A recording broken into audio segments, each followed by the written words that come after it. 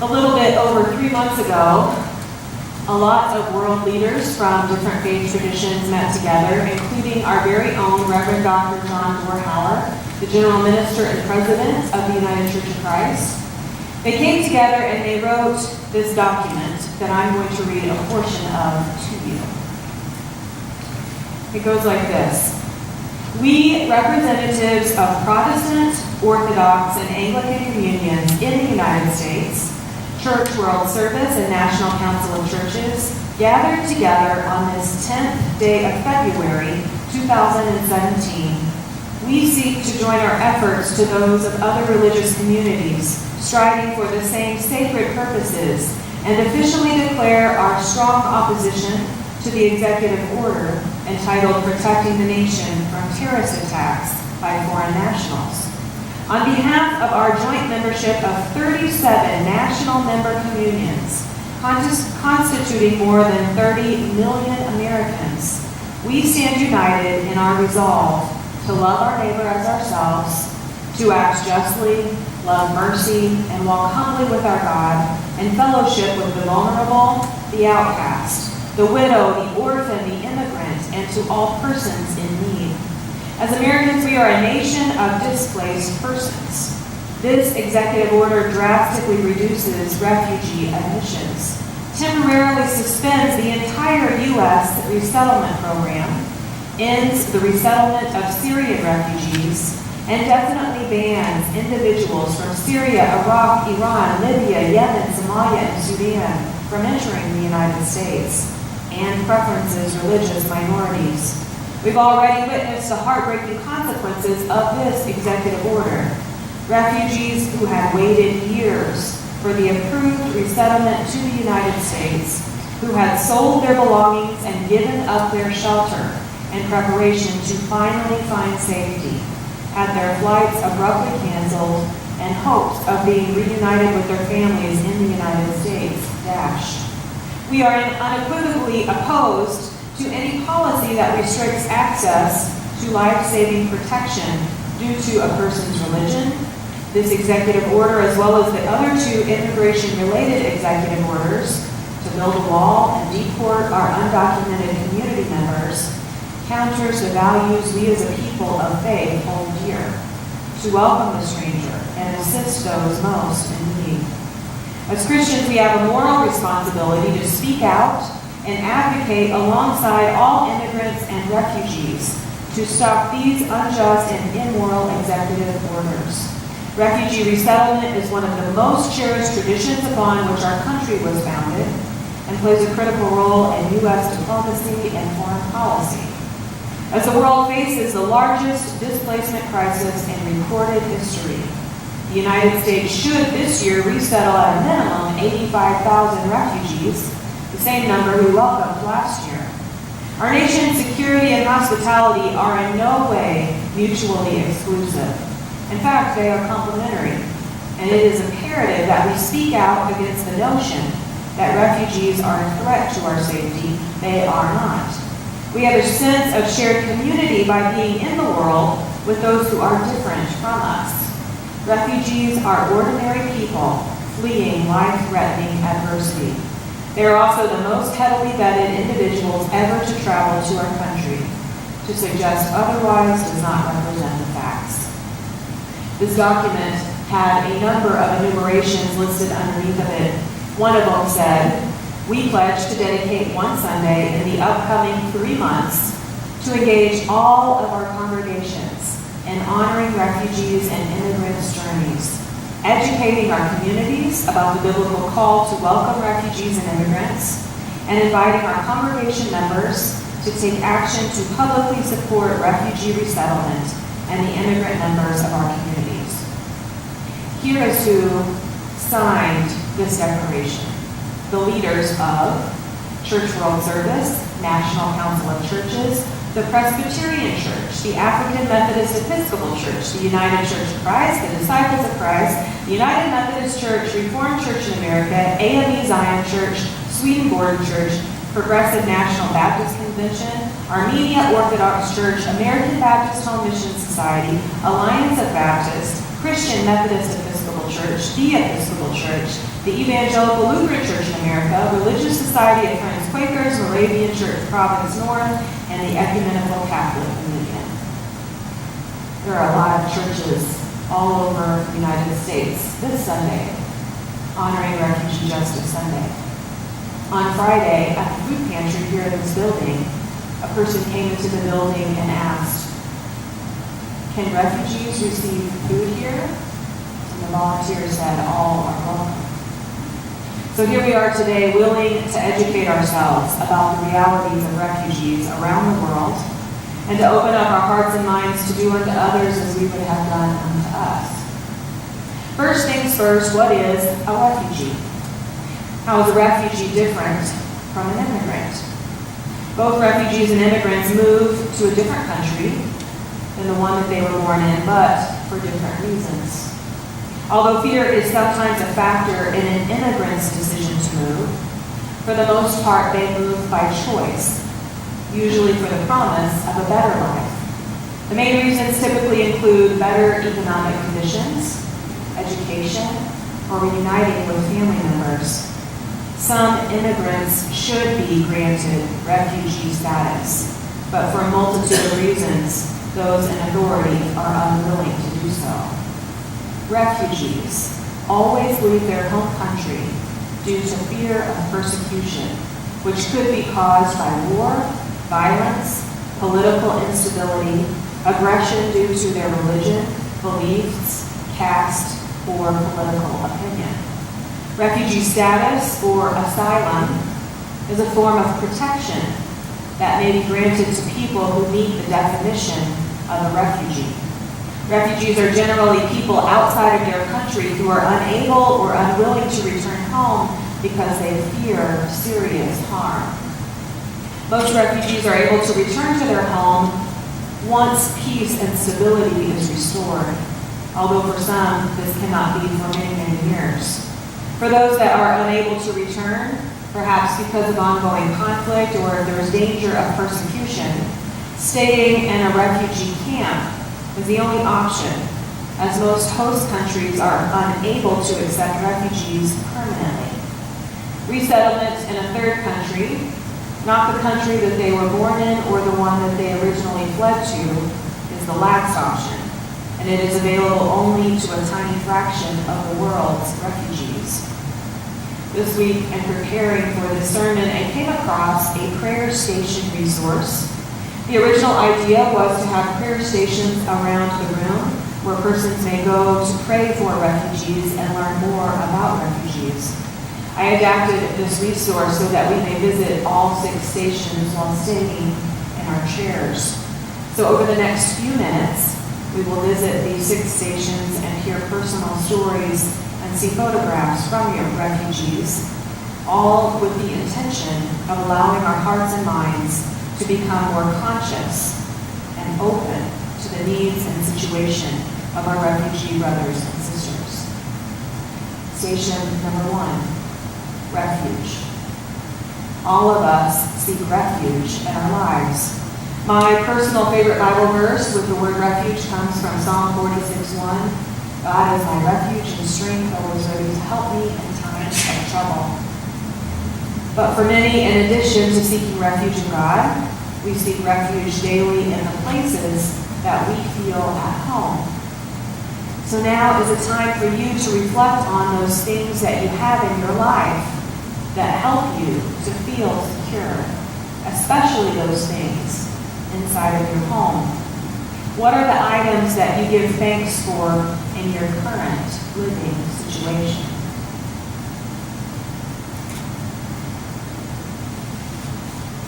I have a picture of a house here, and I wonder if you would call out to me some of those things that you're thinking of. Pets. Air conditioning. Bed. Running water. Toilet. And this one. And this one right here. Lights.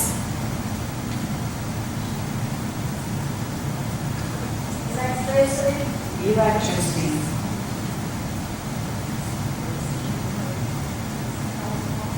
What's that? Telephone. Telephone. Heat. Thank you. Station number 2. Torn to shreds. For people fleeing conflict, there's often little time to gather their possessions. Their homes have either been destroyed or they have literally to grab what they can and run. Think again about these items that help you to feel secure in your current living situation. This may be painful, but think about how terrifying it would be to have your home destroyed with only minutes to escape with what you can. It is heartbreaking to see all of your security disappear.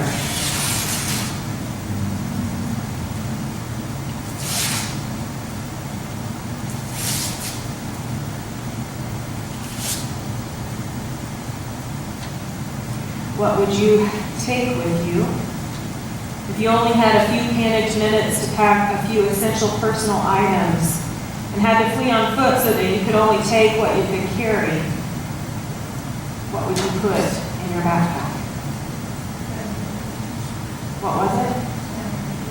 Pictures. Journal. Clothes. Cats. Food. Cherished what? Doll.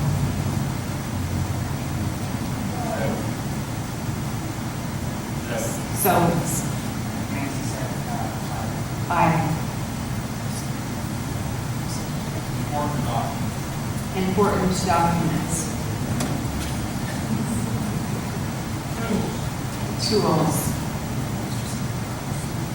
In the next picture, we get to see what others have packed for their journeys. This is Omran, age 7, from Afghanistan. He's on his way to Germany where he has extended relatives. His parents packed a lot of bandages and plasters for him because they knew they'd be crossing through forests to avoid detection. They also packed marshmallows and sweet cream because it's Omran's favorite snack.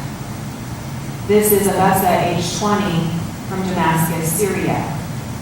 She fled with her husband and their 10-month-old child after vicious fighting broke out near their home. After crossing the border and traveling across Turkey, the young family boarded a rubber dinghy to try to reach Greece.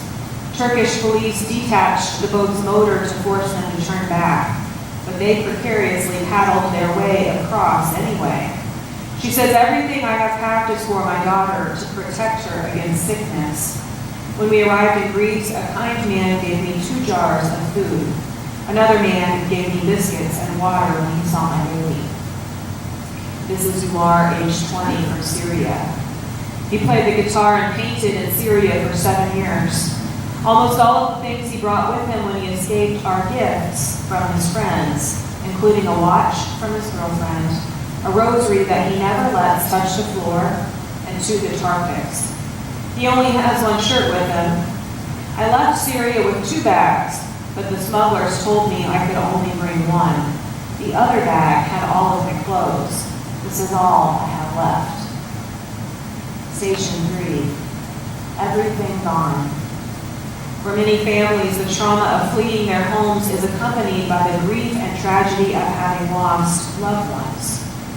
We may now spend a few moments of silence praying for these men, women, and children who have experienced this deep trauma.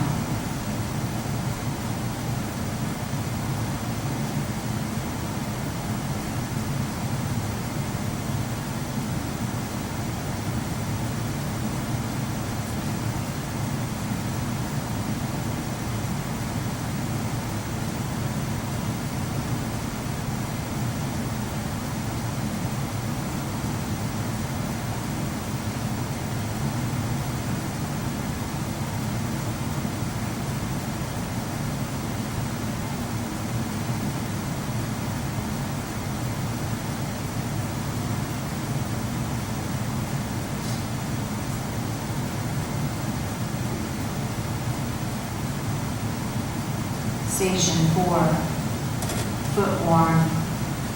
Many refugees have to flee either barefoot or find that their shoes break or are lost or stolen on their journey to safety.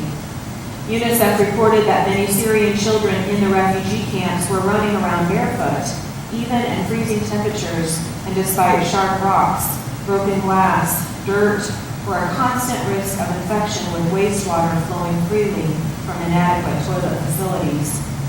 If you are able, slip off your shoes and imagine the difficulties of not having them as you navigate outside. Pause to pray for these children and persons who have lost so much and now have so little.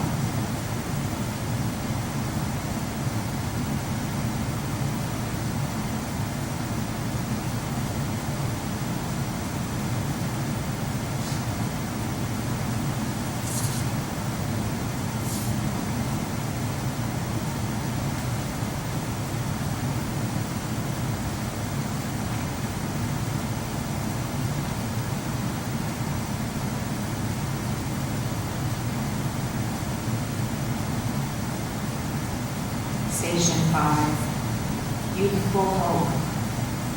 Sadly, a great many refugees are children, but there are stories of hope and recovery as well. Stories about children receiving the care and counseling that they need in order to be able to express and process what they've experienced and learning how to be children once again. Hear this story and testimony. When months of fighting closed in on Alma's house in southern Syria, she grabbed her children and their passports and decided to make a run for the Jordanian border. But that's when she discovered that her 17-year-old's passport had expired and had a grim decision to make. Leave him behind amidst the shelling or stay and face the possible death of all 7 of her children. This heart-wrenching decision was reached when an uncle promised to take care of Hassan and send him to Jordan as soon as a passport was renewed. But it never came. 3 months later, Hassan took a gamble and set out to cross the border into Jordan illegally in the cover of night, like hundreds of thousands of Syrians before him and thousands more after him. It was scary because many of the people get shot on the way, he said. Hassan first landed in Zaatari, a refugee camp near the Syrian border. There, UNICEF partners quickly reunited him with his mother and his siblings. They've done the same for more than half of the unaccompanied minors who have arrived in Zaatari this year alone, while providing support for those who have yet to be reunited with family or caregivers. In a UNICEF-supported youth center and child-friendly space in Zaatari, similar stories of loss and pain are captured in drawings and in songs. Dina, who works in the center, said that it took a long time for many of the children to open up about the horrors that they had experienced. The mother of one little boy had been killed in Syria as she visited the grave of her cousin, while a 7-year-old boy had seen both parents die as they walked to the border. He was scooped up by his aunt and is now living with her in Zaatari. Many children have experienced things that we cannot even imagine, and they think they have to protect themselves when they arrive. We help them to reconnect with their childhood through a whole range of activities. At the center, music and laughter emanate from trailers and the outdoors. Children play soccer, table tennis, they sing, act, or paint. Through these activities, the children can interact and express things where words initially fail. After a few months here, amazing changes take place. Pictured here is the activity of learning the art of henna tattoos, which is one of the activities adolescent girls in the Zaatari engage in at the youth center. Station 6, Strength in the Midst of Despair. Hear the scripture from Habakkuk 3:17-19. Though the fig tree does not bud, and there are no grapes on the vines, though the olive crop fails and the fields produce no food, though there are no sheep in the pen and no cattle in the stalls, yet I will rejoice in the Lord. I will be joyful in God my Savior. God is my strength and makes my feet like the feet of the deer, and enables me to tread on the heights. Take a few moments to meditate upon this scripture and how God can give us the strength to hold on to joy and hope for ourselves and for others, even when everything is going wrong.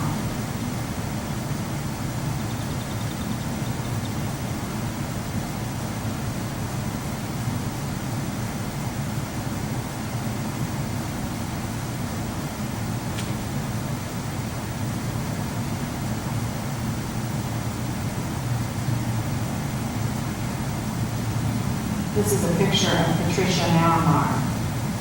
She's a World Vision communicator based in Lebanon. These are her words. There's one thing all refugees have in common: their look. It's not just a look of fear or a look of need, but a look of despair. Working in communications, I have visited dozens of Syrian refugees living in Lebanon over the last year and a half. I've talked to them and shared their stories. None of the refugees can ever tell me what they imagine their future will look like. They say, God only knows. My questions are often addressed to all members of the family, but one question in particular causes every Syrian mother to tear up. Tell me what your house looked like in Syria, I asked. None of them can describe their houses without choking up. It was my paradise, says Abir, a Syrian refugee mother. I had a big house with a big kitchen and garden and a bed for each one of my children. Abir and her husband and 4 children are living in a car garage with another family now. Many of their possessions, including the mattresses where they sleep on the floor, are stained by oil and grease. The violence in Syria affects all people there. Not only the poor communities have had to take refuge. Many people in Lebanon's makeshift shelters once had a job, a house, a future. None of these things are certain in Lebanon or in other hosting countries. Yet, despite their despair, Syrian refugees cherish the relationships and temporary community that they find themselves in. They care about each other as they have cared for me, Patricia says. After every visit to the Syrian refugees, I go home and tell my mother some of the stories I heard. I can't help but feel guilty. My mother always receives me with a delicious meal. Why don't you just help them, she often asks. We are, I tell her. Patricia says I'm thankful that my work allows me to witness the assistance provided to 80,000 refugees every month through food vouchers, clean water, and education projects. But there's always more that can and needs to be done. At this last and final prayer station, we give thanks for the God-given ability to look beyond our own tragedy to care for others. I do not have a predetermined action plan in regards to caring for our refugee brothers and sisters, but in the very least, I thank you for taking the time to open your hearts and minds to this issue, for lending your prayers and compassion to those who are displaced from home. And if God has placed it on your heart for this cause to be one of your main causes, I know that you will find support and help from myself and others in our community. And I am so grateful that we are part of a larger denomination that already engages in important life-giving ministry to and for refugees from around the world. May it continue to be so.